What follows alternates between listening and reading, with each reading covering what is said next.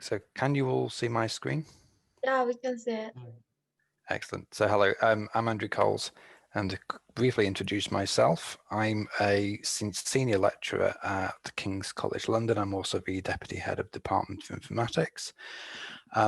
You might have come across some of my work already. I'm one of the authors of many widely used planners such as Popov and Optic, which ship with ROSPlan and have been used in various other robotic applications. My particular interests are temporal planning for embedded autonomy.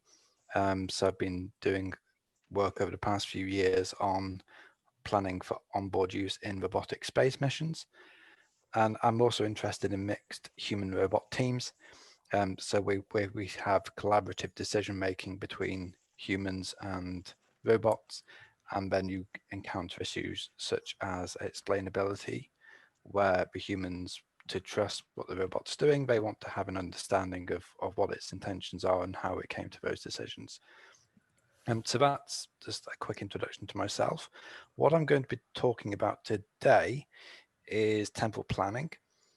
I think even if you're using temporal planners as a tool to solve your problems in a robotics application or whatever it is, it's useful to know something about how they work, because how you write your PDDL for use with them can have a dramatic effect on their performance. And how that happens really comes down to how the planners work. So in temporal planning, why do we do temporal planning at all? As a first attempt, in the real world, activities have varying durations. So if you're taking a photograph or you're navigating your rover around, they're going to take really quite different amounts of time. Taking a photograph might take a few seconds. Navigating from one distant place to another might take all day. And you want to reflect this in your decision making. Different lengths of traversals take different amounts of time. Maybe your locomotion performance is different if you're carrying heavier objects and so on. So it's something we see in the world. It's something we think, well, we need to factor that into our decision making. In classical planning, the basic primitive we have, the action, which just has some preconditions and effects. It doesn't have an explicit notion of time. What if we just wanted to say, well, this action now takes some duration, and different actions can take different durations, but the structure, the problem we have is essentially the same. You know, the action duration is a cost function. Maybe we want to find a plan which has good cost, as in short execution time. Now, if your problem looks like this, and actually, if you just want to solve it, you want to find a solution, then you can take all the times off again. You can give it to your favorite classical planner, which doesn't know about time. You get a solution plan out of it, and you put the times back on afterwards. What really makes temporal planning interesting is when you're thinking about cooperation, when you're thinking about coordinating activities, either between different agents or within the components of a system. So what we get in PDDL 2.1, instead of this model where we have preconditions at the start and then effects at the end, we actually have preconditions and effects in a number of different places. And when we start the actions, we have some preconditions that need to hold, these ones here, and we immediately get some effects. Then during the execution of the action, we have some preconditions that need to hold. And then at the end, we can have some more preconditions that we want just at the end. And we have some more effects that we get just at the end as well. And you can sort of see this as a means of encapsulating various interesting sorts of temporal behaviors that we need to consider when planning. Syntactically, the ones at the start are labeled with at start, the ones in the middle are labeled overall, and the ones at the end are labeled at end. If I build up an example of this, if I start with a classical planning action, so no notion of time, this is a typical action for loading a package onto a truck. Our preconditions are that if the truck is in some location and the package is at that location, then the package is no longer at that location, it moves to being in the truck. If I want to make this temporal, then the first thing that happens is I get this duration constraint here. I'm now saying this action takes some amount of time. It's no longer instantaneous. And then I need to think, well, given I have preconditions and effects, I have some at the start, some at the end, what do I do with these here? Well, first of all, if I'm loading a package onto the truck, it needs to be there for the length of time it takes me to actually perform that operation. So this one here becomes overall. And when does the package need to be at the location? Well, I'll show the effects and this should become clear. If the package is at the location at the start of the action, then immediately it's no longer at that location. It's, you know, the driver is holding it, or it's on a truck or a forklift truck or something. It doesn't become in the truck until at the end of the action. So now we have this temporal separation here between the start and the end. This is going to mean that it takes 2 time units for the package to transition from being at the location to being in the truck. One thing to be aware of when you're writing PDL is these things here, self-overlapping actions. This looks innocent enough PDL, but I want to draw your attention to this bit here. We're saying that at the end of the action, the object has moved from being at the location to being in the truck. Now, because all of these effects are occurring at the end, there is nothing stopping this action from overlapping with itself. So if we load a package onto a truck, then all we're saying is that at the start, that package is on the truck, is at the location, sorry. And then 2 time units later, it immediately jumps at the end of the action from being at the location to being on the truck. So what the planner could try and do here to solve the problem is that it could apply load truck and then immediately apply load truck again. Because here we have our start precondition, here we have our start precondition, and then at the end here, and also here, we're going to get this pair of end effects.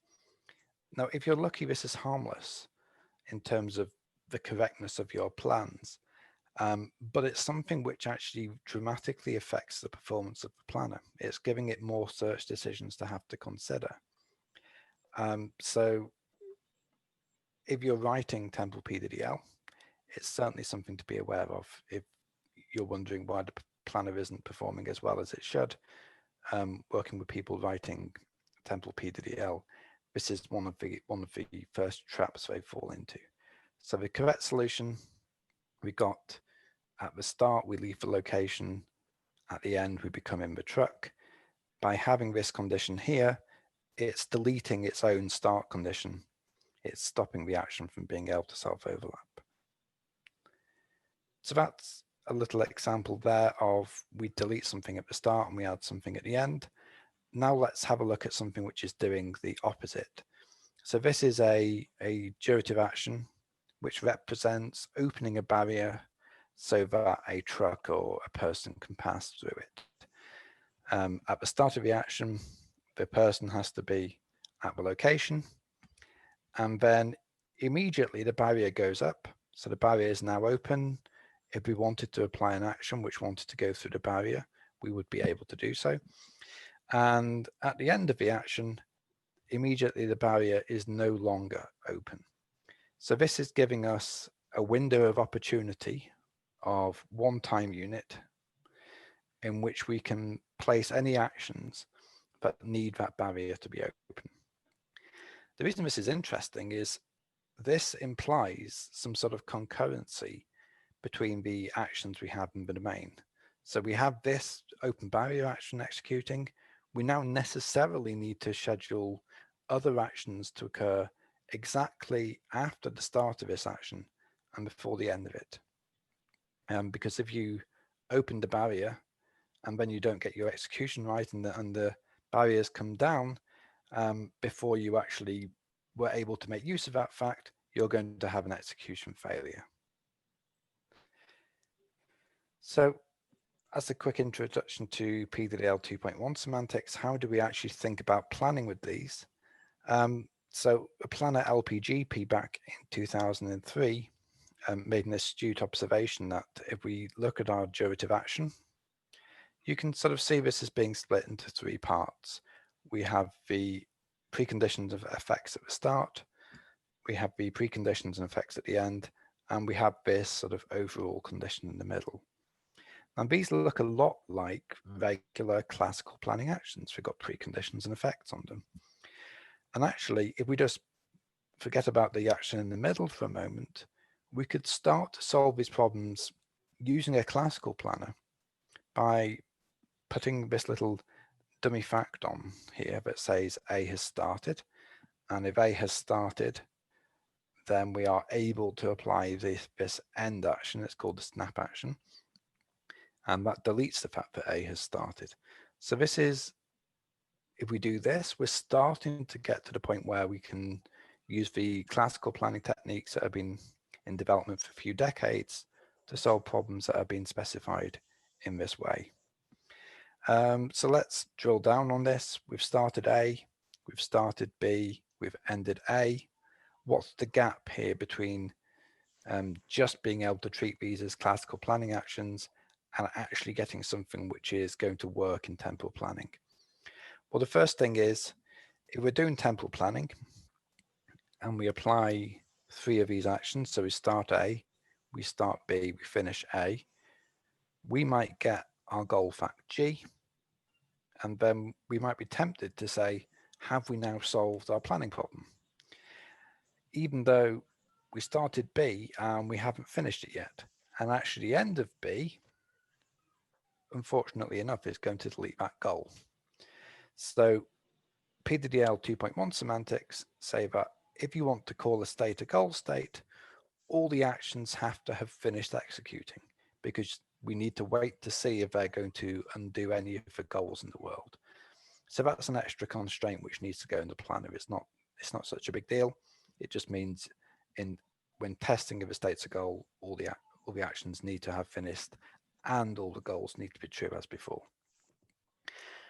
Coming back to this middle action, which I glossed over for a moment, it has preconditions on it, the overall conditions that the truck is in the location whilst we're loading the package onto it. They need to be true.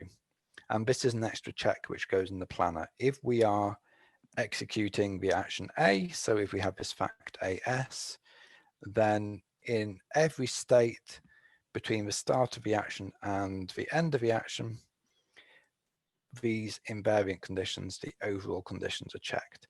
And that way we're making sure that the preconditions of this action are true throughout its execution.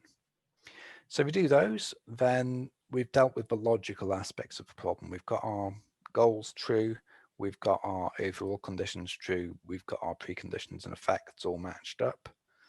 But where do the durations go? And more general, what are the temporal constraints when I'm putting together a sequence of these snap actions? And frustratingly, and this is where we start to apply interesting temporal planning techniques, if this plan is logically sound, so if the preconditions are true and we, for each precondition we have an effect that achieves it, etc., that doesn't mean it obeys our temporal constraints. We have durations on here. I've not talked about those yet. We need to make sure that they are true. So we make use of what's called a simple temporal problem. I believe you might have come across this in some extent already. I'm going to focus on this from the point of view of writing a temporal planner. As a first attempt, all of our temporal constraints on this sort of plan, they're in one of two forms. First of all, each action in the plan comes after the previous action in the plan. So the time of step I+1 is at least epsilon after the time of step I. So this epsilon is just to make sure there's some temporal separation between one action and the next one, in case that action is achieving some preconditions of the next one. So if that first action has an effect, we need to make sure that effect is true in the world before we then try to use it to meet the preconditions of the action which follows it. So we say there's a small amount of time, epsilon, and in most planners that's something like 0.001. So it's a really small amount, just to make sure we're not simultaneously setting a fact and trying to use it to satisfy a precondition. The other form of temporal constraint we get are for the durations themselves. So between the start and the end of A, we have a lower bound on its duration and we have an upper bound on its duration. And it's fine if they're the same, but in principle, PDDL does let us write these flexible durations. So it's something we need to be able to handle. And you can see this bit in the middle here is the time that passes between the start of A and the end of A. More generally, both of these are of this form here, and this is a simple temporal problem, Dector, Miriam Pearl, 1991. The good news is this is polynomial. The bad news in planning is we need to solve this a lot, because every time we have a plan which we're considering under search, so we put some snap actions together, we need to check if that plan is temporally consistent. Because if it is, that's great. If it's not, we need to stop searching in that direction, because we're never going to be able to reach the goals and get a plan which will work if it's not satisfying the temporal constraints. How do we actually get the timestamps for our actions if we've got our temporal constraints together? Well, let's talk about maximum separation constraints first. So for instance, here, A comes no more than 4 time units after Z. So we have A and B and C are our snap actions here. And Z is what's called our 0 point. So all the constraints are defined relative to that. Well, I could build a directed graph containing nodes for A, B, C, and Z. And I could put edges on there. And these edges represent the maximum separation constraints of my action. If I look at another example, P and Q and R, the difference now, instead of just having my constraints relative to the 0 point, I've now got constraints between these steps here. So between the nodes in my directed graph, I'm saying that Q comes no more than 2 time units after P, R comes no more than 1 time unit after Q. Now, if I put in the edges for those,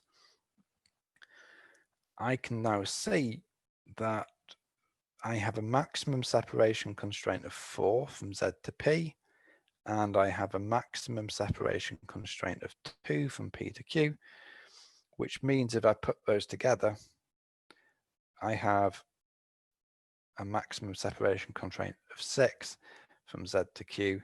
So that actually dominates this edge there. And in general, if I use a shortest path algorithm on this, I can find out what the true maximum separation is between my 0 node here and each one of these. So you can see here with R, if I have a maximum separation of 6 from Z to Q, because I have a 4 here and a 2 here, then that's a maximum separation constraint of 1. So there's going to be implicitly another edge from Z to R with the label 7 on it. So the latest timestamp of this step here relative to our 0 point is 7. So I can do maximum separations using a shortest path algorithm. I'm also interested in minimum separations. So I have my plan. I want to know when can each action start to be executed. It's great having the latest time, but I'm also interested in what's the earliest time. What I can't do is this. So I can't say here is the minimum separation between P and Z and run a shortest path algorithm, because that's not going to get meaningful results. I'll give you an example. So here between Z and P, it's my minimum constraint is 2 time units, so P is at least two time units after Z, and similarly Q is at least 3 time units after P. But if I'm looking at it from the shortest path point of view, well, I have this edge here, which would suggest that the shortest path from Z to Q is 4. Therefore, the earliest time of Q is 4, whereas actually I have a longer path, and it's the longer path I'm interested in. You know, you want to be pessimistic. If you have a minimum separation, then the minimum time at which you can do Q is the total of all the longest minimum separations before it. How do I do this algorithmically? I use negation to try and fix this problem. If I want the longest path from Z to some node, then I actually want the shortest negative path from that node back to Z. I'll explain where this comes from. So if I had a constraint like this that says the minimum separation between the 0 point and P is 2. If I multiply both sides by -1, I'm flip the inequality in the middle, basic mathematics. And then if I rearrange this, because x greater than or equal to y is the same as y is less than or equal to x, then this is looking a lot like a maximum constraint. If you recall, my maximum constraints had 2 time points and an upper bound.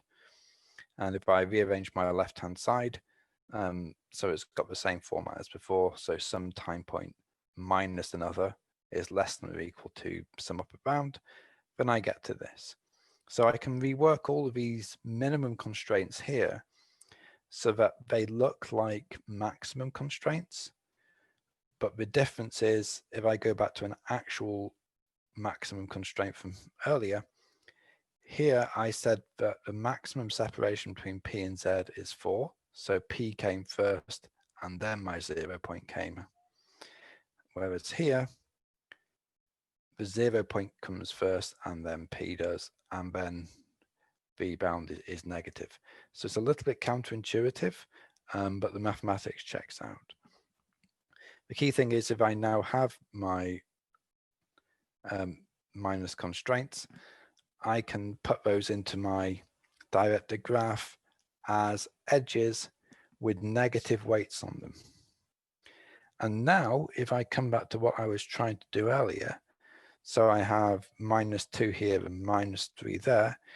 If I want to find the earliest possible timestamp of B, then my shortest path from B to Z is -3 plus -2, which equals -5. And that is the earliest possible time at which B can happen. There is this other path here, which was its own minimum separation constraint. So we had a constraint that said B can come, but B has to come at least 4 time units after the 0 point. But because -5 is less than -4, and we're doing a shortest path, we have this correct behavior where that -5 dominates the -4 because it's shorter, which means flip it around, that minimum constraint of 5 dominates the minimum constraint of 4. So we're getting sort of intuitively correct behavior. So to wrap up that, so we can map our simple temporal problems to an equivalent digraph. We put 1 vertex in per time point, and then for each temporal constraint we have, which has a lower bound and an upper bound, we add a pair of edges. So from I to J, we have the upper bound constraint. So the maximum time which can pass between those points is no more than UB. And we have an edge from J to I weighted with the negative lower bound. And it comes from rearranging the mathematics there. What does this actually then look like for a plan of snap actions? If you recall, I said we have 2 sorts of temporal constraints. First of all, we have these epsilon constraints that say our actions come one after the other, and there's a small amount of time between each one of these snap actions. A small amount of time is epsilon, and that epsilon is a minimum. Because it's a minimum constraint, when we put it in the STN, we get these edges going backwards, labeled with negative epsilon, so labeled with the negative of our minimum separation constraint. So we put those in, it's going to make sure the actions come one after the other. And then our durations, they're actually relatively straightforward. So between the start and the end of A there, if A has a duration of 3, then we have this forward edge labeled with 3, and we have this backward edge labeled with -3.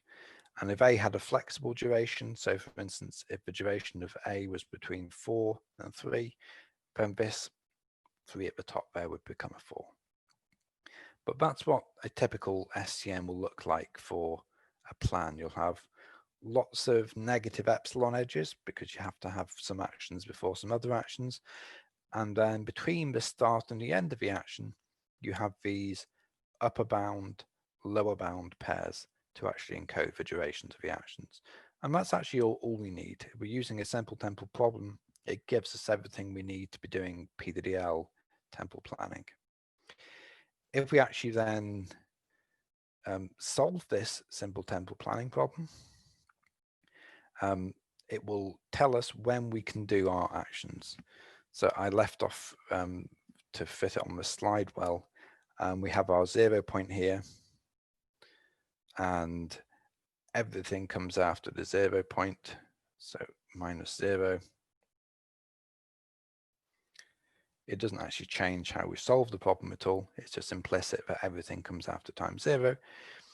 If we solve this STN, and then we look at what is the minimum timestamp of each snap action, then we look at what it is here. So A can come directly after time 0, and there's no shorter path. So A can happen at time 0. If we look at B, well, it has this negative epsilon here, so its shortest path back to time 0 is -epsilon. So in this example, it's 0.01. And then the durations of the actions here are based on what is the minimum time for the end of A compared to the start of A. And we work this one out. Well, we have 2 paths from the end of A back to the 0 point. We could go this way, so -3, or we could go this way, which is -2 times -2 epsilon, so -0.02. We'll take -3 because that's the shortest path. It's the most negative number. So we get 3 for that, 0 for that, subtract 1 from the other, and that's our duration there. And we do the same thing for B. The earliest time which we can do B is 0.01. And what about the end of B? Well, we have a few paths we could take back to the 0 point. We could follow the epsilons. That's going to get us -0.03. But you and I know there's a much shorter path than that. We take the -5, and then we take the -epsilon, and then we get to the 0 edge, 0 node. So that gives us a minimum time of 5.01 for that, which is the duration of the action is then 5.01 minus 0.01. Oops. Which algorithm do we use to solve this simple temporal network? Typically, something like Bellman-Ford is a good choice. You could also use Floyd-Warshall if you really care about the separation between the steps within the plan. But Bellman-Ford is enough to get us the minimum and maximum timestamps of the actions relative to the 0 point, so relative to time 0.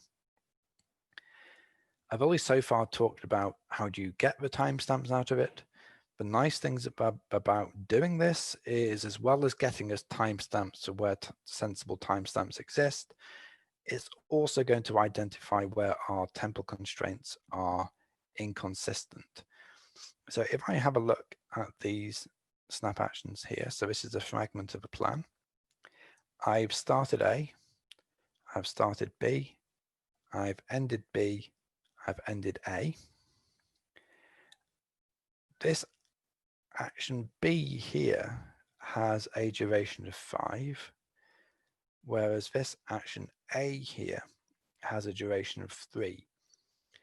And just using intuition for a moment, there's no way we can fit an action of duration 5 inside an action of duration 3, because there's no time to start A and then do 5 time units worth of action and end A within 3 times.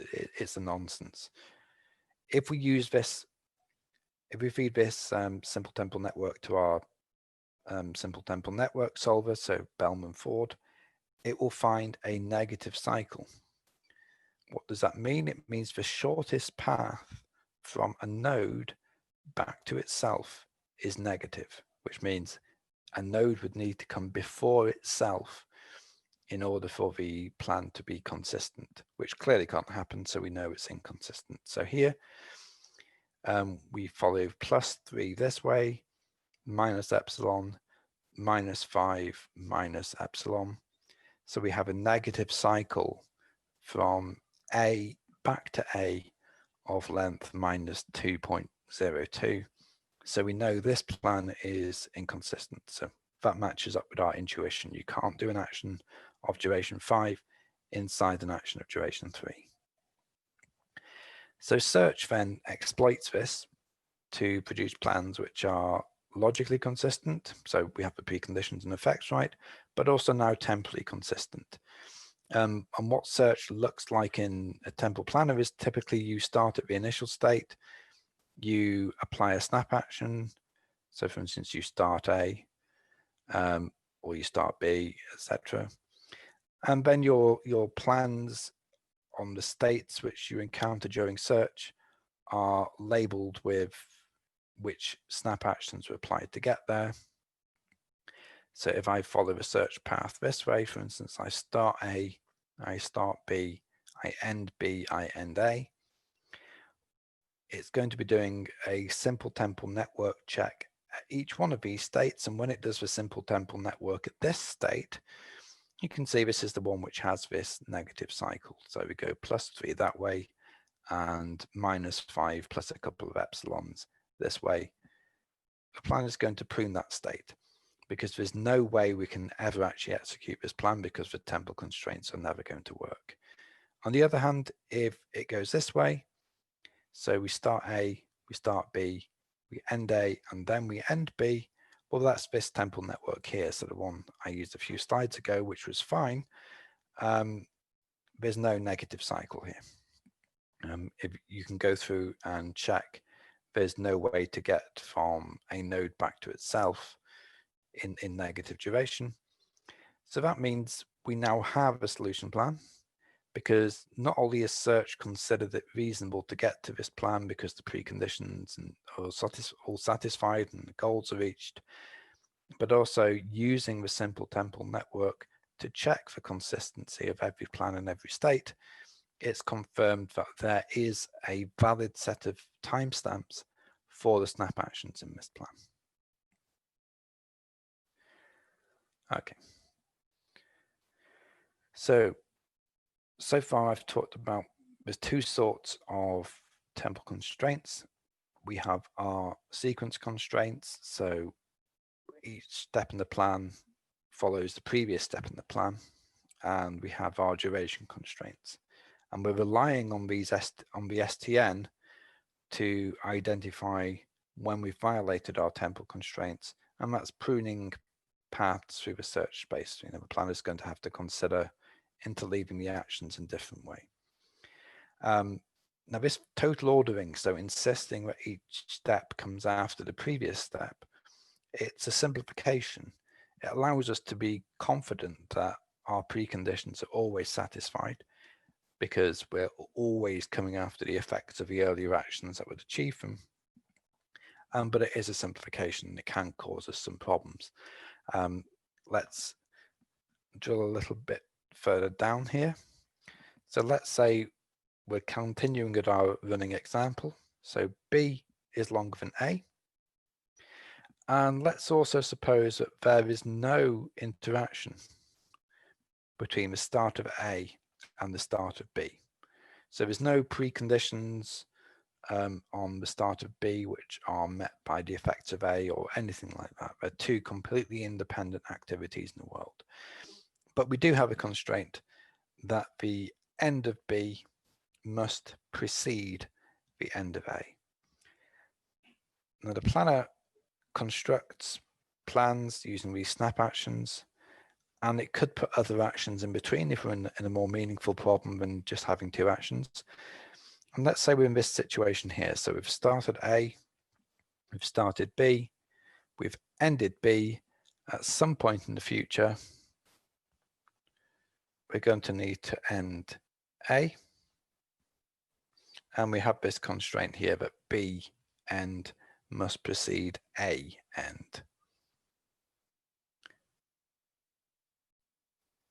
The issue is, as soon as we try and end A, we're going to have a temporal inconsistency because the duration of B is longer than the duration of A. We're going to get back to that negative cycle. You know, if B has a duration of 5, there is no way it can fit inside A, which has a duration of 3. What's this going to do to search? Search is going to have to backtrack. If I go back to the previous slide, there's lots of intermediate steps here, and it's going to have to backtrack over all of them until it chooses to add B start to the plan earlier than A start, because the only way this can work is if we start B, sorry, and then we start A, and then we end B, and then we end A. There's no way we can do it trying to put B here inside the execution of A.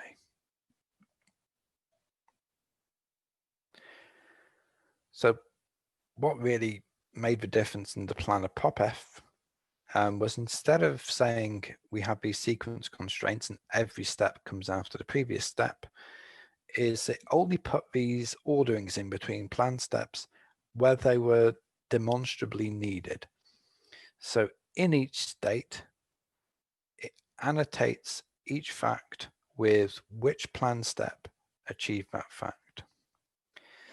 So for instance, if plan step 3 achieves a fact and plan step 7 uses that fact, then it makes sense to have an ordering constraint to say that plan step 7 comes after plan step 3. But that doesn't necessarily mean that plan step 7 needs to come after plan step 6 or 5 or 4. It only needs to come after the actions which are supporting its preconditions. And it only needs to come after anything whose preconditions it might be deleting. So if step 7 is going to delete some preconditions of step 5, then we need to make sure we put step 7 after step 5 so that step 5 has had a chance to use that fact as its precondition before step 7 happens. But that's a much smaller set of temporal constraints than just saying everything is ordered after each previous step in a strict total order. So if I come back to this example here, we have the action A with a short duration, and we have built our plan with these snap actions. We've started A, we've started B, we've ended B, and then we're thinking about ending A. This edge here, we have it if we're doing a total order. Okay, every step comes after the previous step. But if there's no interaction between the start of A and the start of B, so B doesn't have any preconditions which were achieved by A, and it's not deleting anything which was a precondition of A, then there's no reason for that edge to be there at all. And actually, that can then disappear. Then when we end A, well, something quite nice happens. We're now dealing with this simple temporal network. And because this edge has disappeared, that negative cycle has disappeared. And actually we can get, as our solution timestamps, something like this. Even though in the plan, the snap action to start A was added to the plan before the snap action to start B, if they don't interact in any way, there's no need to say the timestamp for A has to be before the timestamp there's no need to say the timestamp for A has to be before the timestamp for B. Which means here, instead of insisting we had a negative edge, we have nothing at all. And it's possible to solve this simple temporal network. All you need to do is start the action A sufficiently late enough so that its end comes after B end. Because we do have this edge still. They do interact, but it's only at the end. This just allows the start of A to float to be late enough, rather than insisting that just because it went in the plan first, it has to happen first. This makes a big difference in practice. This is for POPF. This is taken from the POPF paper. This is how long it took to solve problems compared to a planner which was totally ordering every single snap action in the plan. And it is roughly an order of magnitude difference between the performance. It solved more problems as well. The other advantage you get of doing this is the plans are of better quality. So because it's not putting extra total ordering constraints in, it's better able to exploit concurrency. You know, if we imagine we have two actions in the plan and they don't interact in any way, then if we did a total order, it would insist on doing them one after the other. If we're doing a partial order, which is what POPF does, you only put in edges where there are interactions, then they can happen concurrently, which means you're going to get better plan quality. And you can see consistently across the board here, and sometimes dramatically so, the plan durations for POPF were considerably lower than the plan durations for an alternative approach, which was putting a total order on things during search and actually trying to lift a partial order afterwards to try and make up for its deficiencies. But even that didn't particularly help. POPF really is quite decent at coming up with good quality plans in many cases. And the way it does it is by only putting in these sequence constraints where they are needed to ensure that preconditions are satisfied by effects, and that an effect of a later action doesn't delete the preconditions of an earlier action. What else can we do? Now we have this simple temporal problem. PWL 2.2, so back in 2004, introduced what are called timed initial literals. And they allow us to model essentially that at this time, this fact becomes true or this fact becomes false. So they are time-stamped facts and they're all specified in the initial states. We can use them to model a number of things. Most typically either deadlines or a time window on which a certain action can take place. It's a slightly roundabout way of doing it. If you want to have a deadline on a goal, for instance, you can't directly write this goal must be achieved by this time. What you do is you use the timed initial literals to set some facts, which are then used in the preconditions of the actions. And it indirectly means there's a deadline on the goal. I'll give you an example. If we look at this here, this is a unload action. And it has this precondition here, at start can deliver P for the package. Then in my initial state in my problem file, you can see initially can deliver package, at time 9 not can deliver package. And I have the same thing again for package 2. So initially I can deliver package 2, at time 11 not can deliver package 2.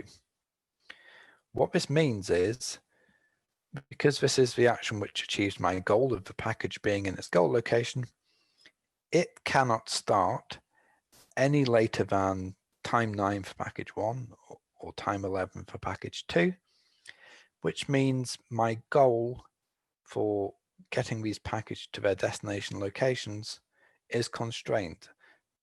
It can't come any later than, well, I can't start the action any later than time 9 or 11. So indirectly, that's given me a deadline on a goal. So it's not the most elegant way. Intuitively, you might wish that you could write in your goal state that this goal is true by time 11 or 13, but you can do it. Use a timed initial literal to delete a fact, which is a precondition of the actions which achieve the goals. And it works, and it works well. The other thing you can do with timed initial literals, instead of saying it's true initially, and then I'm going to delete it at some time, and that gives me a deadline, you can actually say it becomes true at some time, and then it becomes not true at some later time. That's now giving me a time window in which something can take place. So for instance, if I have an action which models a bus driving around the city, and it's due to be in a certain location at a certain time, then that timetable gives us a time window. So it has to arrive shortly before its due time at a given location, and but it can't arrive late. So we write something like this. This is saying at time 3.75, this bus route action is allowed to arrive at that location. So at the end of the action, the bus was allowed to arrive at this location, but it also can't be late because this has to happen before time 4. And then if your goals are that you've visited all the locations on your bus route, this is going to make sure that the buses are in the right place at the right time. If you have some flexibility with your execution, so maybe something a little bit different to bus timetable, you're quite well able to duplicate this sort of pattern as many times as you wish. So for instance, let's say it was acceptable for the bus to arrive either at time 3.75 or at time 22.4, then you add more lines to the initial state, at 22.4 due route 3, at 22.6 not due route 3. It's not the most sensible example with buses, but if you're doing something like satellite observation scheduling, then your stars which you want to take images of have observation windows due to the orbital period of the satellite. If you don't get your observation in the first window, it will recur later, and it will recur later. And it's quite reasonable to write that in PDL by using timed initial literals to define time windows. Now we've written them in the PDL, how do we actually search with these? Well, number one, we order them chronologically. So we have the notion of which timed initial literals have already happened and which ones haven't happened yet. Then when we're doing search, we have a choice over what we do. We could apply one of the actions like we did before. So pick an action whose preconditions are true. We can apply that in the state. Or we could apply a dummy action that represents the next available timed initial literal. So chronologically, which timed initial literal comes next. And there are no preconditions on this, but it is going to have some effects. So for the deadline timed initial literal, its effects are going to be to delete that fact that lets us achieve the goal. For the time window, well, the first one will open the time window, and then when we apply the other dummy action, it's going to end the time window. What this means essentially is we have left as a planning decision where these timed initial literals would occur relative to the other actions in the plan. So if we, excuse me.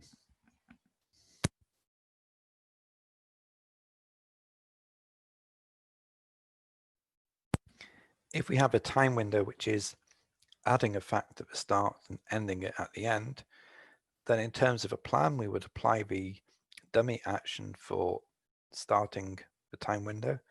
Then we would apply the real actions we need, and then we can apply the dummy action to end the time window later on. There's an extra thing we need to do in the STP. We need to have a temporal constraint that says if we have applied a dummy action, it has to occur at exactly the right time. So if we have a timed initial literal at time 9, the maximum separation from the 0 point to it is 9, and the minimum separation is 9. We can't choose when timed initial literals occur. But that's quite a nice use of an STP. All we do is add this constraint, and everything else is more or less as it was before. So now we have our duration constraints, we have our separation constraints, our epsilon values, and now we have the timed initial literal constraints as well. And if we're doing this, then actually POPF has some significant advantages because it's only enforcing the necessary orderings between plan steps. It's not putting a total order in. It's only saying that this step has to come before this one if there's some relationship between their preconditions and effects. Because it's finding plans with better make spans, with shorter execution times, it does much better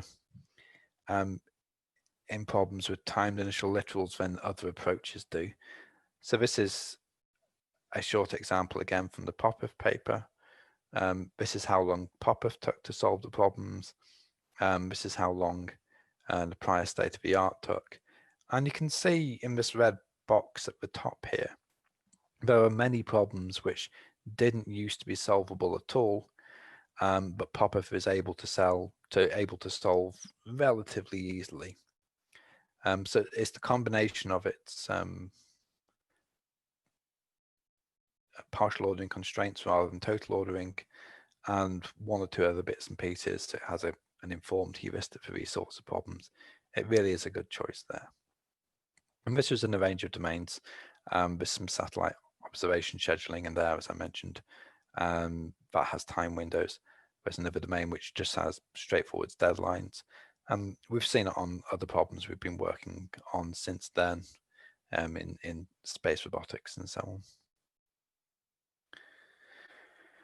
So talking about a nice relationship between how we engineer our domain models and what the planner does.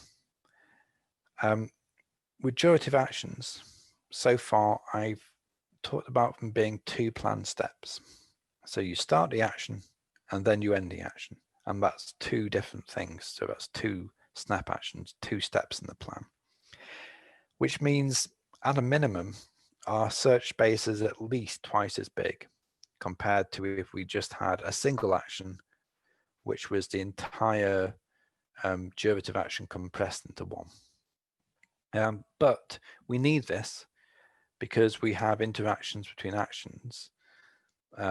We need to schedule some actions to occur inside others. We need to be able to delay the start of action. So coming back to our simple temporal problem from earlier, the start of A needs to come before the end of B, but the end of A needs to come after the end of B. There's some coordination going on there. If we just tried to compress A and B both into being a single action, we wouldn't be able to solve the problem. But can we do anything about this? That was a very specific case. Can we do anything in the general case to improve how the planner is going to perform? Well, let's think intuitively. Why did we start this action here? So this is an action which loads a package onto a truck. It requires that the truck is at the location whilst we're doing this.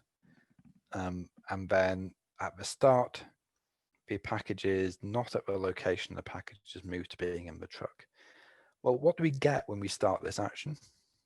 We get that the object is no longer at the location.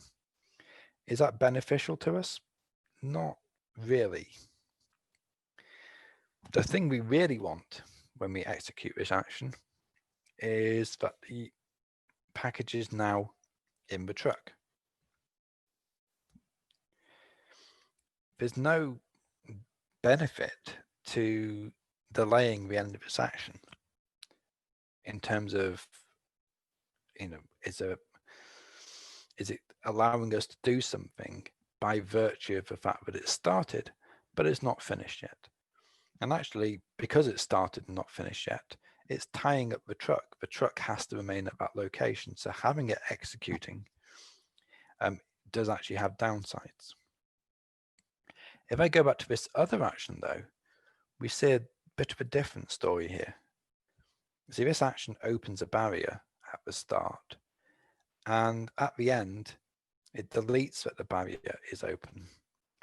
So we started this action to open the barrier, and whilst this action is executing, this is allowing us to do things. It's given us in our hands an extra fact, which means more preconditions are satisfied, which means we can apply more actions, we can make progress towards the goal.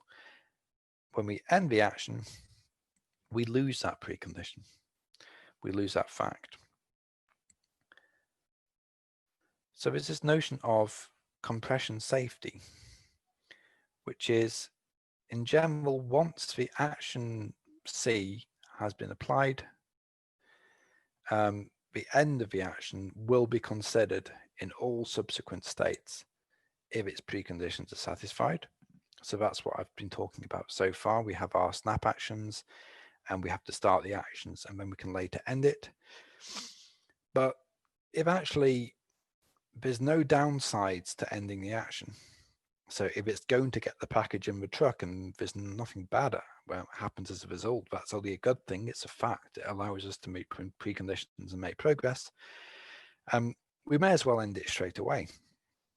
So the truck arriving at a location or is desirable, the package having finally been loaded into the truck, that's desirable. But the barrier coming back down, that's undesirable. It's a good thing to lift the barrier because that allows us to perform actions. It's not helpful to end it. We do need to end it, but it's not something we ever want to do. How do we define this formally rather than intuitively? Well, number one, if we want to say an action is compression safe, there must be no end delete effects. Okay, delete effects are bad because they negate facts, they make preconditions false, they limit what we can do. So coming back to the barrier example, this end delete effect here deletes the fact that the barrier is open. That's not a good thing. If we immediately said, as soon as we've opened the barrier, we're going to close it again, then we have just caused ourselves problems, because it means then that fact that the barrier is open isn't available anymore. On the other hand, if I look at loading the package into the truck, if we said, as soon as we've started loading the package into the truck, we're going to end it, what's that going to do? It's going to give us the fact that the package is in the truck. That's harmless. That's the fact. It lets us meet preconditions. There's no negative effects at the end of the actions. So that's rule number one. If we want to safely say we can end an action as soon as it started, it cannot have delete effects at the end, because they might delete preconditions and that might limit our ability to reach the goals. Number two, if we want to say we can end an action as soon as it started, then the end of that action can't have any end preconditions on it. So in general, once we've started an action, its invariants, its overall conditions are going to hold until the end of the action has applied. If all the end conditions are a subset of the overall conditions, then we guarantee that the end of the action is always applicable, because in any state after the start of C and before the end of C, its overall conditions have to be true. Therefore, if this relationship is true, if the end conditions are a subset of the overall conditions, then we can guarantee we can always apply the end of C as soon as it started. So that's a candidate for what we call compression. So we can start C, we guarantee its end preconditions are satisfied. We could end C straight away. So if you have an action with both of these properties, we say it's compression safe. So if it has no end delete effects, then it's not causing any harm to the other actions in the domain. And if it has no end preconditions that are not overall conditions, then then there's no additional work we need to do in order to be able to achieve the end preconditions of the action. They're already true because of the overall conditions, and the overall conditions had to be true as soon as we started the action.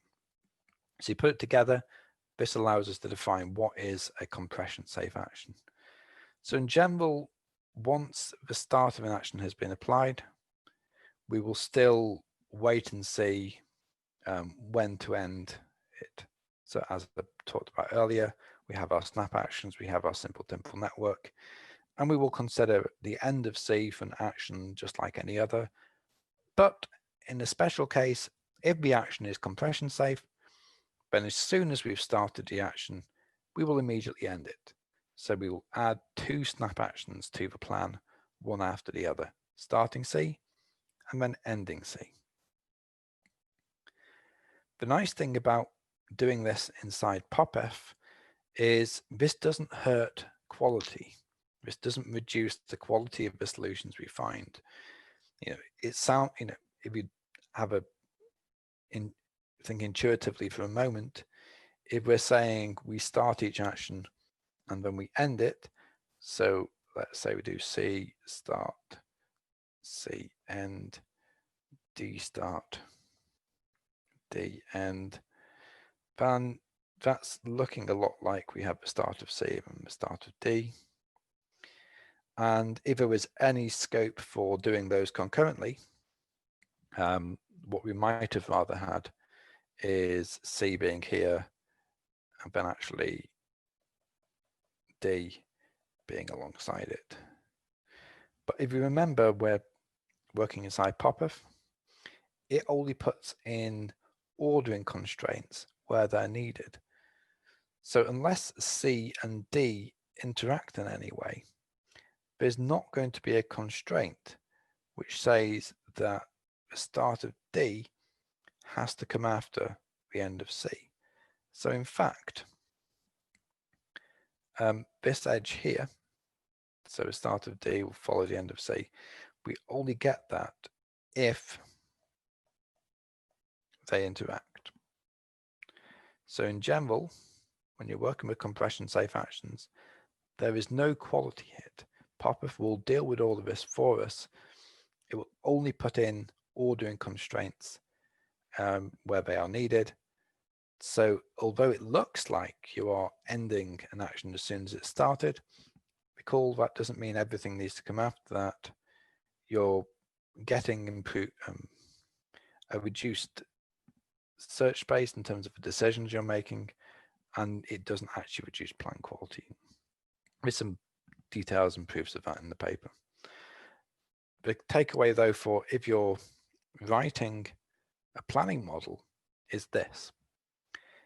This is the difference between being able to exploit compression safety and not exploiting compression safety.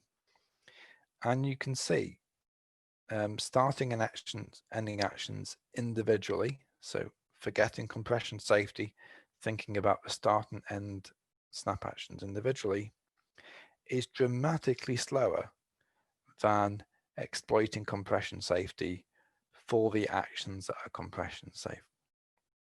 So if you are writing PDDL, This is the single biggest change you can make to your models to allow planners to work more efficiently. So if you can avoid having at-end preconditions, and if you can avoid having negative effects at the end of actions, you will be able to find plans an order of magnitude or more faster than you would do if you have either of those things. Now, sometimes you need them. Okay, so for the case of opening the barrier, then yeah, there's no sensible way to write that without saying at the end of the action, not open barrier. But for most actions in most domains, it makes perfect sense to make them compression safe. So if you're doing a navigation action, you leave the location at the start, you arrive at the location at the end. If you're doing a grasping action, say you're picking up a cup from a table, it's not on the table at the start, you've successfully grasped it at the end. You get this sort of transition behavior where some object or component in the world is transitioning from one state to another. If you're just dealing with something like that, then make it compression safe, and you're going to have a far better time of writing planners. And that's really why I think it's helpful to understand something of how planners work and how they actually exploit different structures of PDDL when you're actually going to be writing planning models, because it can really make a big difference to how successful your experiences with planning are. So to summarize what I've talked about so far, simple temporal problems are very effective for managing our temporal constraints. We can put our durations in there. We can put the orderings in between snap actions to make sure our preconditions are satisfied. And if we do that in POPF, we're only putting in necessary constraints, we get better performance.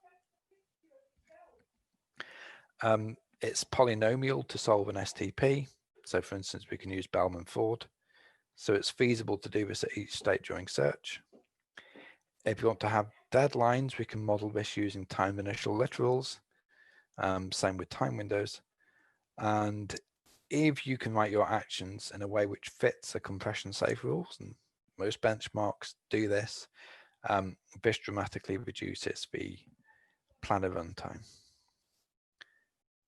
So I'll just pause for questions here. This is sort of a midpoint or so on. Anyone have any questions before I move on?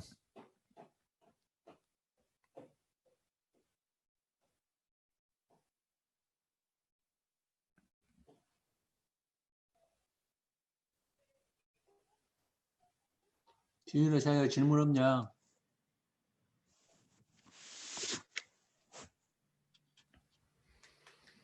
나야 질문 없어? Hello. Hello. My name is Jang. I have a question of P that usually I made a simple plan for the PDDL, and I construct some problems with PDDL when I want to make one restrict robot to a robot that robot can access to the action.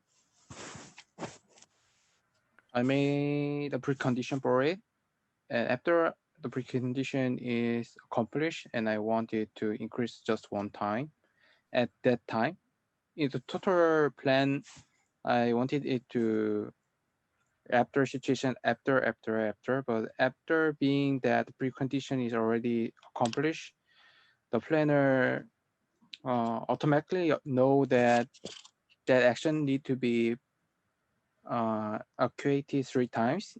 It just do it at the first time.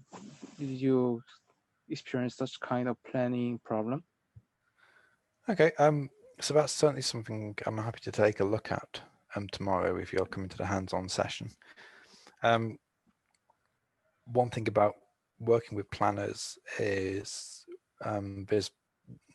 if you look inside to see how the plan is working, it helps you to understand how to write good problems in a way which have well-structured search spaces which are going to let you to reach solutions quickly. Are you coming tomorrow?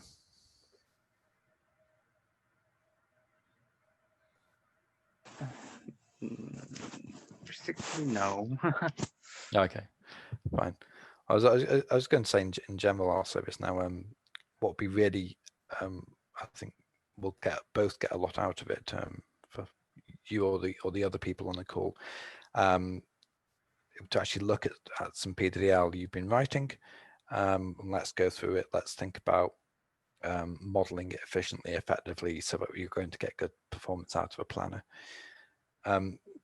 Yeah, I think one weakness of PDL is that it's a very flexible language. And sometimes you can write things in a way which sometimes it's hard to understand why the planner is working in a certain way. If you wrote the planners, you have an advantage there.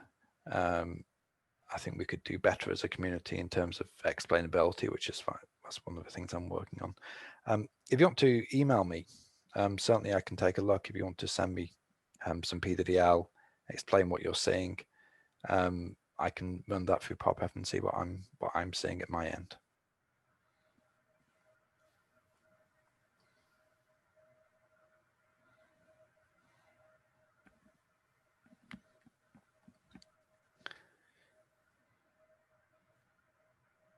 Okay, I'm going to move on. Put this on full screen. Great. So that everything I've talked about so far is standard temporal planning in PDL. So PDL 2.2 gives you the generative actions. It gives you timed initial literals, and then you can use standard planners such as PopF with that.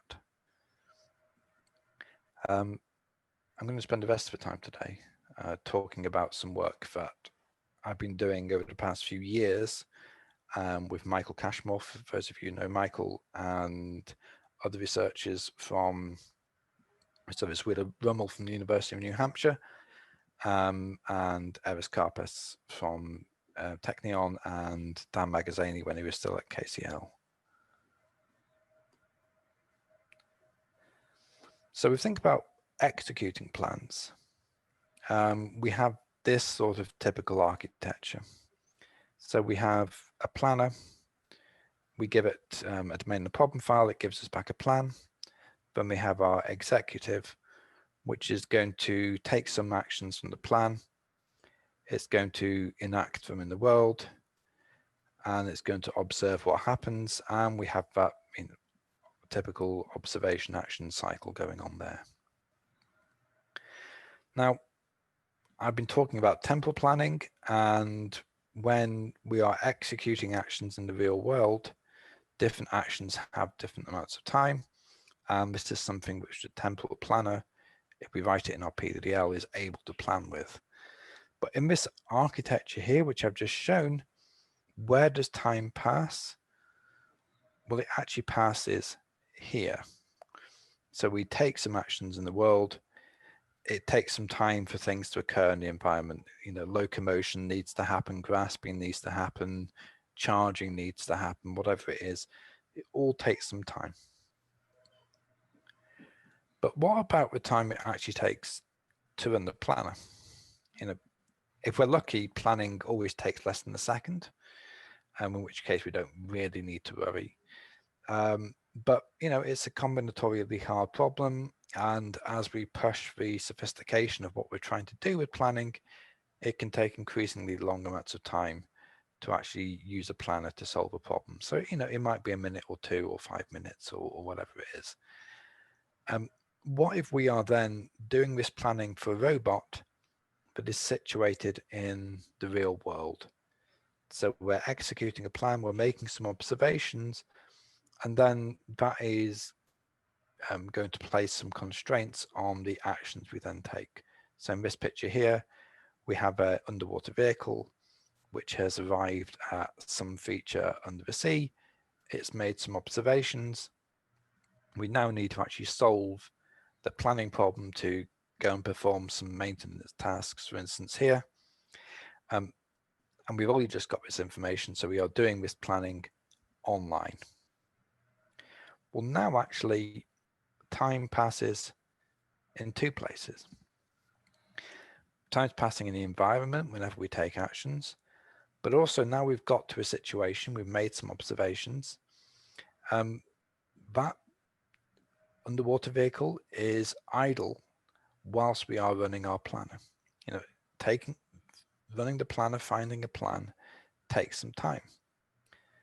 Now, if we're working to temporal constraints, if we have limitations of the capabilities of a rover, underwater vehicle, or if we're in a Mars rover scenario where we have satellite communication windows and we have to get operations done before the end of the day and so on, then this time spent finding our plan actually matters. If we are planning in advance, let's say I am doing my space mission planning for tomorrow, and I'm not going to start executing this plan for 30 hours yet, then it doesn't really matter if I spend 30 minutes finding my plan, because I'm not going to execute it for so many hours anyway. The time spent running the planner doesn't matter. But here, when we're doing onboard planning, we're talking about putting planning on a rover, on a robot of some form, but actually we care about this. So if we have some external constraints, then we're going to start getting deadlines on when we can achieve tasks. Windows of opportunity, other agents in the world are going to have constraints on them and so on. And let's suppose we are in a situation where we've started running the planner and we have 10 seconds to achieve a goal. And not 10 seconds from when we start running, when we get the plan and start executing it, but 10 seconds from now. So 10 seconds from when we started to run the planner. If this is the case, then the plan makes span. So the duration of the plan we get back from the planner must be less than 10 minus t seconds, where t is the amount of time it took to find the plan. So we are planning while the clock ticks. We can't spend too long finding this plan because it's actually using up the time we have to execute it. So actually, as a performance measure, what do we care about here? We care about the time it took to find the plan plus the time it took to execute the plan we got. So how long was it between starting to run the planner and getting the plan, executing the plan, and then actually reaching our goal, so our goal achievement time. So as a little example, this is a little bit of a silly example, but humor me. Let's say we're going to land at Schiphol Airport at 6 o'clock in the morning, and we need to get from Schiphol to Delft in the Netherlands by 8 o'clock in the morning. So the plane lands at 6, and we have 3 options for getting to Delft. There's a train which leaves at 6:30, which would arrive at 7:15, so that gets us to Delft on time. Or there's a train which leaves at 7:30, but that will get us to Delft at 8:15, so that's too late. Or we can get a taxi. It takes 35 minutes, but it can go at any time. Now, if we knew, if we have to solve a Rubik's Cube to get through immigration at the airport, and we knew what the Rubik's Cube was going to look like in advance, then we would be able to solve this problem on the plane. We could come up with our plan for solving the Rubik's Cube and then getting ourselves to Delft. However, if we only see the Rubik's Cube when we land the plane and we get to immigration, we can only start planning at the point when these temporal constraints are very real and very concerning. We are no longer in the situation of planning hours and hours in advance. We have a problem now. We have some deadlines soon. We need this situated temporal planning, so planning while the clock ticks. So if I go back to a normal temporal planner, something like Pop-Up or Optic, one thing I mentioned there was this 0 point. And the 0 point, all actions follow the 0 point, or you can say the first action of the plan is the 0 point. But I made it explicit just because I had plans I was moving in this direction. The 0 point is an artificial point which comes before all the actions in the plan, and it represents time 0. In a situated temporal planner, we actually need to do a little more than this.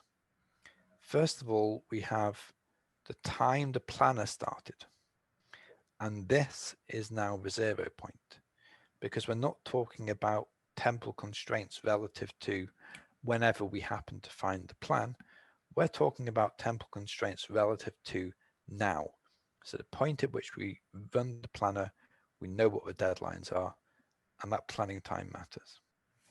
So we have in our STM a node which represents this planning start time. Then we have another node representing the current time. And the distance between the planning start time and the current time is how much time has actually passed. So we look at the clock.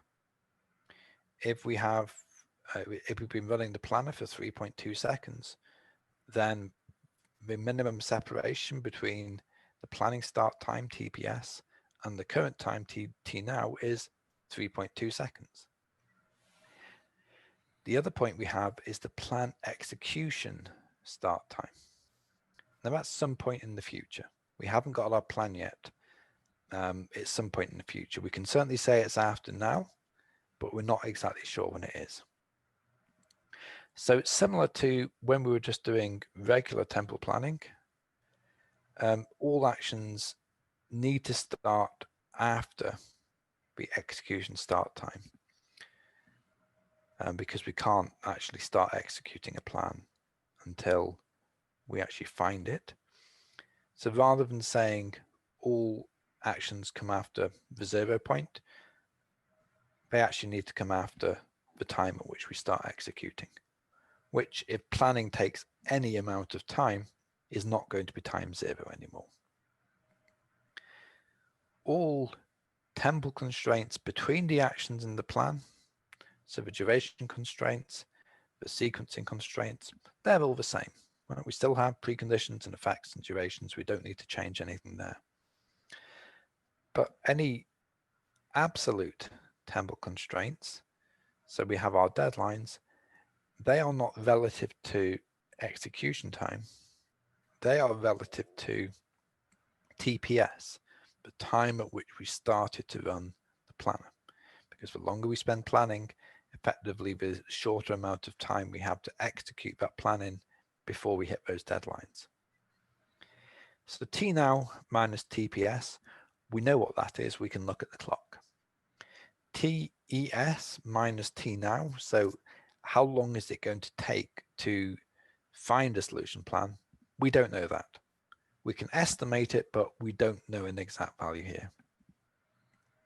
And as a minor detail, just for completeness, if we have a timed initial literal which happens at time 4 and T now is already 4, then actually we immediately apply that timed initial literal, because by the time we start executing the plan, it's definitely happened in the past.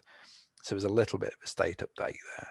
But mainly what I want to drill down on is how do we manage these temporal constraints for TPS, T now, and TES.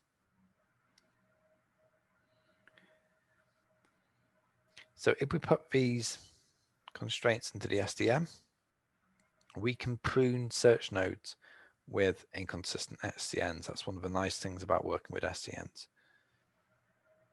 Any plan which violates the temporal constraints with, T now minus TPS is at least how much time has passed, and we have our deadline constraints, we can never find a feasible solution from a plan whose STN violates those constraints, because basically we've spent too long planning, or the action we're planning to execute would take too long, so we can't actually meet our deadlines. So let's come back to the airport Rubik's Cube example. So let's say we start running the planner at 6 a.m. and it's taken 31 minutes to come up with our solution plan for solving the Rubik's Cube. We don't know when we can start. You know, we might have to put some more actions in the plan to then say board the train, but we don't know how long that's going to take. But at the minimum, we can say this. So here we have the time between the start of the planning and now is 31, because it took 31 minutes. And we can say, well, the time at which we start execution is between 0 and infinity time units after now. The time at which board train happens, well, that's between 0 and infinity time units after the time at which execution starts. But the big difference is now compared to the simple temporal networks I talked about in the first hour, we have the time spent planning captured within our simple temporal network.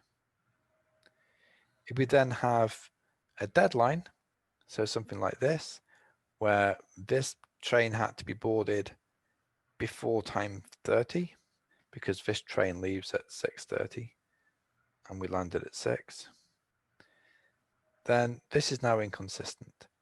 If we turn this into a simple temporal network, we have a maximum separation from TPS to board train 1, which is plus 30. And then we're going to have a negative separation here. So the minimum time between TPS and T now is 31. So we'll go 0 is the minimum there. 0 is the minimum there. And then minus 31 is the minimum there. Plus 30 minus 31 equals minus 1. I have a negative cycle from TPS back to itself. And intuitively, it makes sense. You know, if it's going to take you 31 minutes to solve your plan, you can't get a train which leaves in 30 minutes. You've spent so long planning, you can't actually execute it. You're going to have to do something else. So that shows we can actually prune search notes for which it is already too late. So the planner would never consider the plan which boarded that train at 6:30 after having been planning for 31 minutes. But how do we do a little bit better than this? Because, you know, waiting until it's too late is not an ideal situation. We can estimate the remaining search time. So we can look at the heuristic value, and we can look at the structure of the search space so far. How long is it taking to build the search tree? That can give us an estimate of how long it's going to take to get from T now to TES. So this value here, right now it says a minimum separation of 0, but we can estimate something non-zero as how long we think it's going to take. Now, can we actually just put this in the STN and prune? No.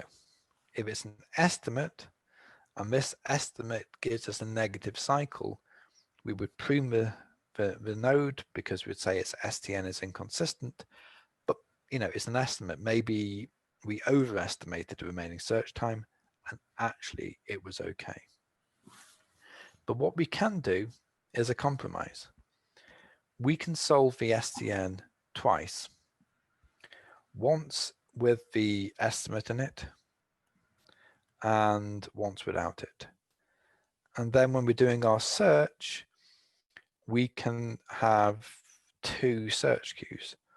One where if I add this estimate into the STN is still consistent. So we prefer these states because using our estimate, we think they're going to become goal states quick enough for us to be able to execute their plans. But maybe we're wrong. You know, this is only an estimate. So we will have a second open list where we put all nodes on there. So it's going to spend most of its time expanding states where the STM with this estimate is consistent. How do we estimate this remaining search time? There's two main measures we use. The first one is called the expansion delay. So it's the number of nodes between when a state goes on the open list and when it comes off the open list. So for instance, we expand the state, we put its successors on the open list, and if it's another 50 or 60 iterations of the search loop before those successors get popped off the open list, then the expansion delay for those states is going to be 50 or 60. So that gives us a number in terms of expansions. What does that mean in terms of time? Well, we can estimate the expansion rate. So how many nodes do we expand per second? This then allows us to turn the expansion delay into something which is based in seconds. And then finally, for a given state, how do we estimate how long it's going to take to get from that state to a goal state? Well, we use the heuristic distance to go. And we get to this formula at the bottom here, where you multiply your expansion delay by the distance to go. That's going to be estimating how many expansions will need to happen to get from S to the goal. So S goes on the open list. Delta E later, it's going to be taken off the open list and expanded. Its successors go on the open list. Delta E later, one of those is going to be taken off the open list, going to be expanded, its successors, etc. So you multiply, how many times is that going to happen? DS. So this gives us expansions to goal. But obviously, because we care about time rather than just expansions, we then divide that by R. So R is how many nodes we expand per second.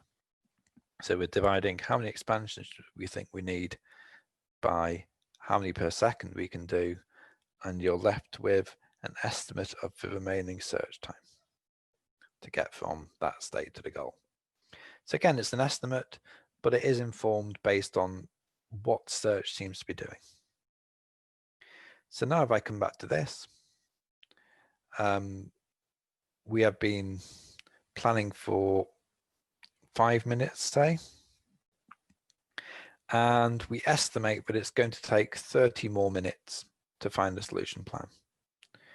Now, if this happens, we got our TNow constraint there. So it actually has been 5 minutes. That one's not an estimate, that one's true. But now we have our estimate here. And our estimate is saying it will take 30 minutes to get from this state to a goal plan, which means we can actually start executing. Now, if I put this estimate in, this STN here becomes inconsistent because boarding the train takes has a deadline of 30 time units relative to when we started planning. And now here we have a minimum of 5 plus a minimum of 30 would take us to 35 minutes. But again, this is only an estimate. So we do keep this state, but we put it on the all queue. Whereas a different plan, where even with the estimate, the STM was consistent, we would put that on the on time queue. So that's thinking about SDNs. There's one other little piece of the puzzle here. The planner, so PopF, Optic, they have heuristics which estimate how long it's going to take to get to the goals from a given state using a relaxed plan. And I used one of those. Well, one of the things you get from the heuristic is this distance to go. So how many actions do we think it's going to take to turn this state into a solution plan? But the other thing you get in a relaxed plan is the time at which those actions are estimated to be applied. So if we have a relaxed plan where at time 3, we're going to apply the action A.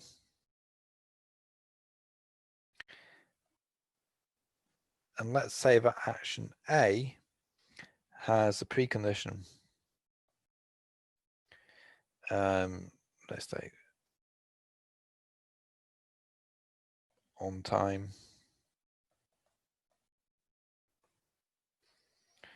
And then we have a timed initial literal, which says at 30, not on time.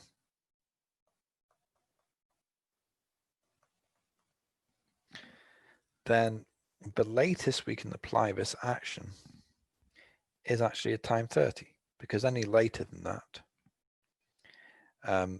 its preconditions are going to have been deleted by this timed initial literal. So if a relaxed plan says, we estimate that at time 3 you will need to apply this action, then the slack here is 30, because that's when the timed initial literal means we have an upper bound, minus 3 equals 27.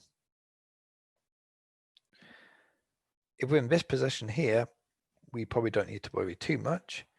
But if instead of the relaxed plan saying at time 3 we apply A, if it said at time 28 we apply A, now our slack is only 2.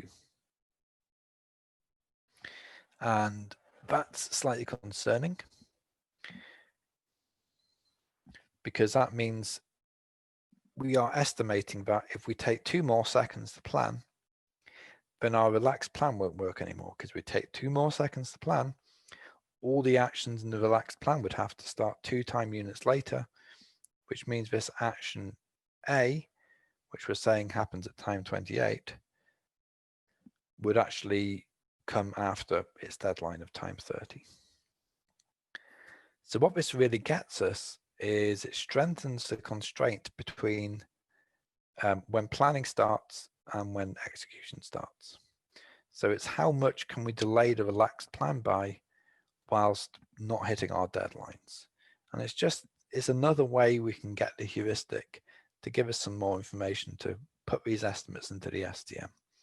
And again, we use this dual queue system. We put these constraints into the SDN.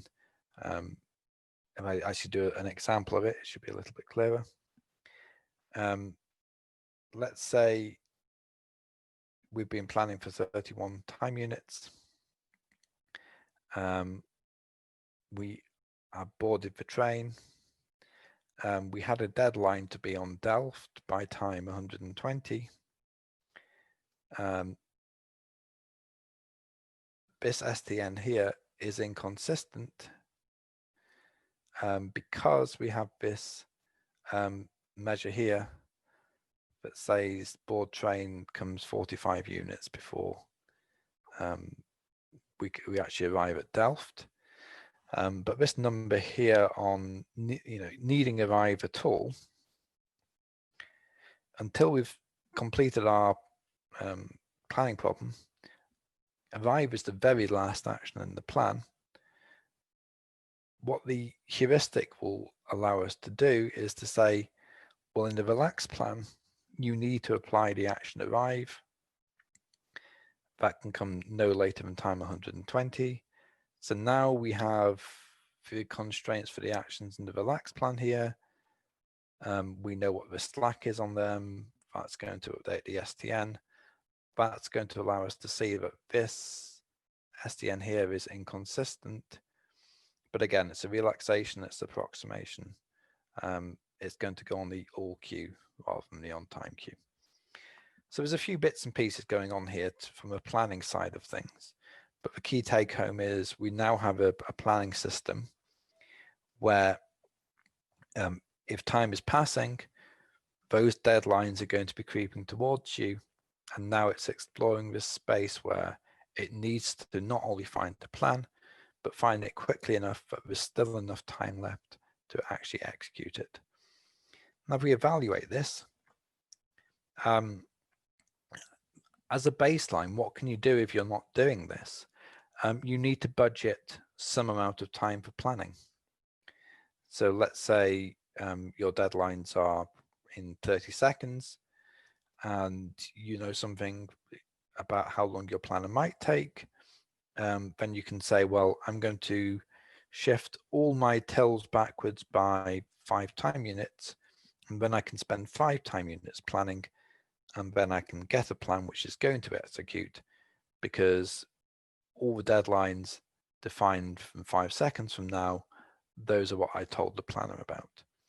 The problem with that is if your planner doesn't take 5 time units, what do you do? If it takes longer than 5 time units, then your plan is useless to you, because at the moment you started running the planner, if it doesn't know anything about the clock ticking, it's assuming that no matter how long it takes to find that solution plan, it's got 25 time units until the deadline happens.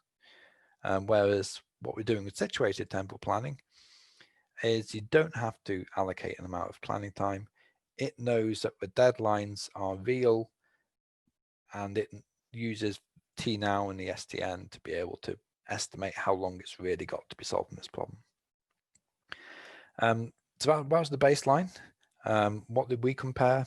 So time aware is just a basic approach which says if we have no estimates and we're just saying it's already too late to start this plan, then we will prune that state.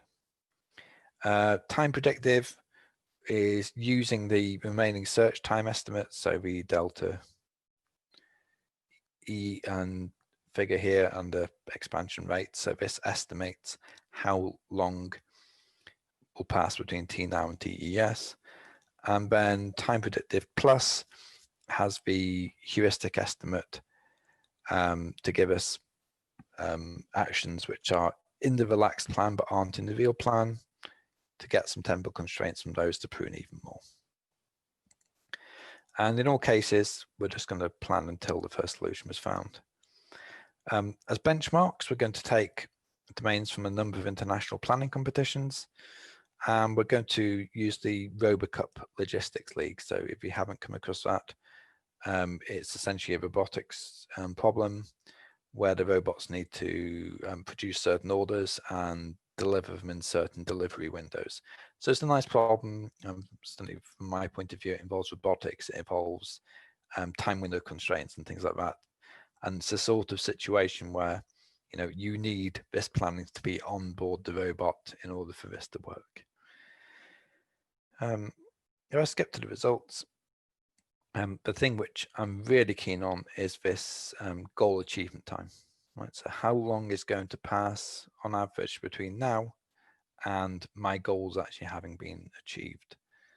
And you can see the time aware planners on the left here had better performance than the ones on the right, which assume you have a fixed planning budget. So that's nice to see. But the big difference is they are solving many more problems. So time predictive plus, which has all the estimates in, was able to solve 39 of the benchmark problems.